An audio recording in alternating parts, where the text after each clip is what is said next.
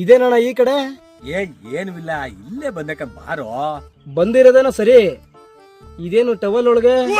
ಏನಿಲ್ಲ ಕಣೋ, ಒಂದ್ 2 ಕಾಯಿ ಬೇಕಾಗಿತ್ತು, ಕಿತ್ಕೊಂಡೆ. ಅದ್ ಸರಿ, ನೀನೇನ್ ಸಂಜೆ ಹೊತ್ತಲ್ಲಿ ಒಲ್ಕಡಿಗೆ ಬಂದ್ಬಿಟ್ಟಿದ್ಯಲ್ಲ? ಫಲ ಏನೋ ಚೆನ್ನಾಗೇ ಬಿಟ್ಟೈತೆ, ಕುಯ್ಯೋ ಟೈಮಲ್ಲಿ ಕಾಯೇ ಇರಲ್ಲ. ಕೋತಿಗಳು ಕಾಟುವೋ ಇಲ್ಲ ಕಳ್ಳನ್ ಮಕ್ಳು ಕಾಟುವೋ ಅಂತ ನೋಡಿಕೆ ಅಂತ ಬಂದ ಕಣಣ್ಣ.